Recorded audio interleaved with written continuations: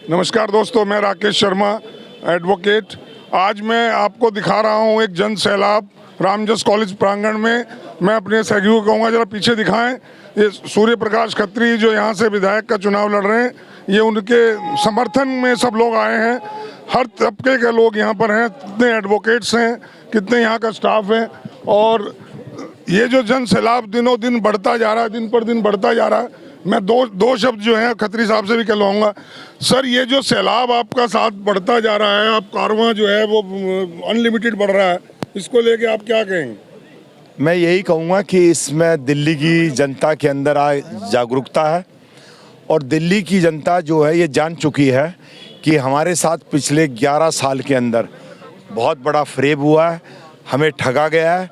अब दिल्ली की जनता का सब्र का जो बांध था वो टूट गया है और दिल्ली की जनता अब दिल्ली के अंदर डबल इंजन की सरकार लेके आएगी। ये जो समर्थन आपको हर तबके का मिल रहा है, जिस तरीके से लोग छोटे से लेकर बड़े तक, मैं कहूँ हर तबके का लोग, चाहे वो झुग्गी में रह रहे हैं, चाहे वो फ्लैट्स में रह रहे हैं, चाहे वो कोठियों में रह रहे हैं, पढ़े लिखे लोग, जो बेचारे कामकाजी लोग, वो सब आपके साथ इस तरह लगे हुए हैं मानो उनको लग रहा है कि यहाँ बहुत बड़ा बदलाव वो चाहते हैं। देखो, मैं आपको एक चीज़ बता देता हूँ। दिल्ली के अंदर जो पानी है वो पानी का रंग एक ही होता है। हर आदमी को प्यास लगती है, चाहे वो गरीब आदमी हो, चाहे वो बच्चा हो, चाहे वो क्लस्टर में रहता हो, चाहे वो कोठी में रहता हो। हर आदमी को शुद्ध जल चाहिए। तो इसलिए जिसको जल चाहिए वो सबको इकट्ठा होना पड़ता है।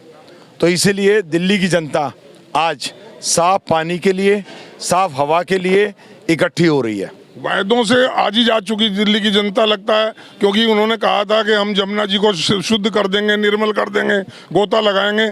आज कोई विधायक उनका, कोई उनका नेता, कोई समर्थक जमुना जी के आसपास दिखाई दिया क्या किसी को? अब दिल्ली की जनता इतनी समझदार हो गई है। दिल्ली की जनता को वायदे नहीं चाहिए, वचन चाहिए। और वायदे तोड़ने के लिए होते हैं और वचन निभाने के लिए होते हैं।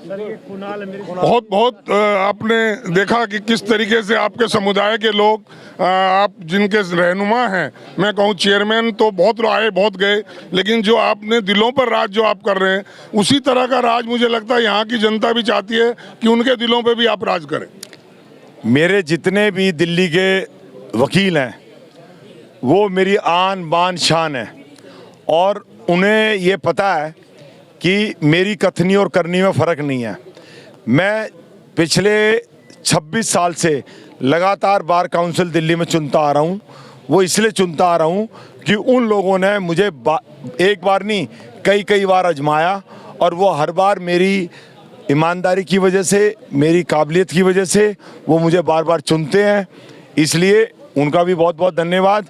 और ये दिल्ली के हर वकील का एक कर्तव्य भी है, जब उनका चेयरमैन चुनाव लड़ रहा है तो जो सेवा मैंने अगर उनकी कभी कुछ करी है तो वो मेरे साथ मिलकर इस चुनाव में कंधे से कंधा मिलाकर, क्योंकि देश का आंदोलन भी जब बदला गया था उसको भी बदलने वाले हिंदुस्तान के लॉयर थे। तो लॉयर तो जो है वो आज़ादी के परवाने होते हैं।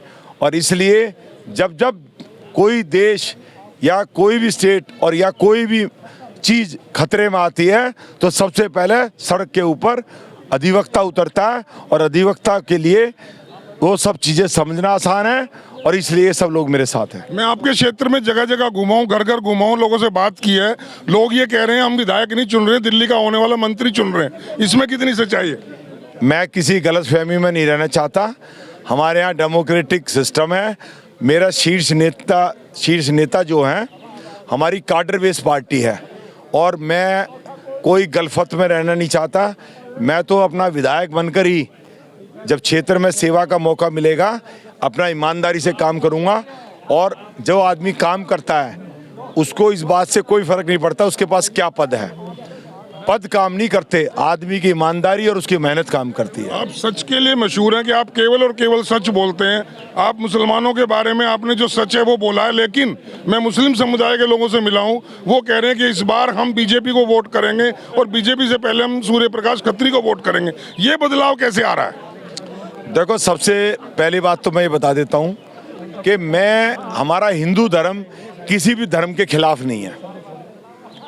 हम सद्भावना से रहने वाले लोग हैं।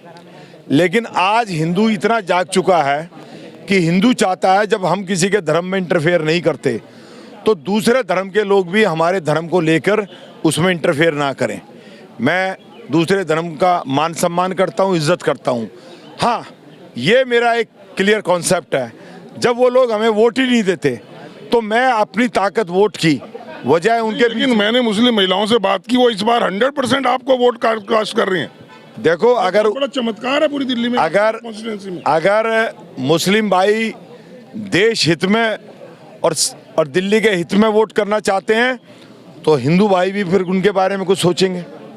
जी, बहुत बढ़िया, बहुत। तो सुना दोस्तों, ये हैं आने वाले समय के विधायक एडवोकेट सूर्य प्रकाश खत्री जी।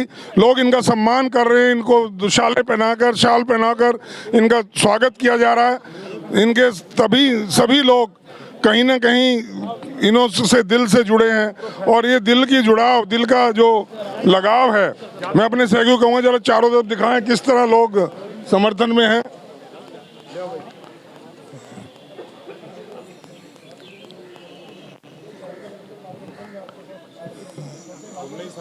और इस क्षेत्र के खास तौर से मैं बता दूं, तमाम एडवोकेट्स, कल एक एडवोकेट से मीटिंग भी रखी है और वो ये दिखा देना चाहते हैं कि हम केवल काम चाहते हैं, केवल सच चाहते हैं, वायदे नहीं चाहते हैं। और यहाँ की जनता इतनी समझदार लग रही है, इतनी समझदारी से बात कर रही है कि वो केवल और केवल काम चाहती है, केवल और केवल सच सुनना चाहती है। और वो सच शायद सूर्य प्रकाश खत्री जी का आभूषण है और ये केवल सच बोल रहे हैं, कोई राजनीति नहीं कर रहे हैं। वो बोल रहे हैं जो बीजेपी की पॉलिसी है, वो बोल रहे हैं जो ये काम करना चाहते हैं। और यही इनकी जीत का एक बहुत बड़ा संबल बनेगा, यही इनकी जीत का एक बहुत बड़ा कारण भी बनेगा। मैं उम्मीद करता हूँ कि यहाँ की जनता इसी तरह इनके साथ रहे और आने वाली 5 तारीख को भारी बहुमत से इनको यहाँ से जिताए। धन्यवाद दोस्तों, अभी के लिए इतना ही। फिर मैं बात करूँगा और कुछ लोगों से आपकी बात भी कराऊंगा, यहाँ के लोगों से। Thank you.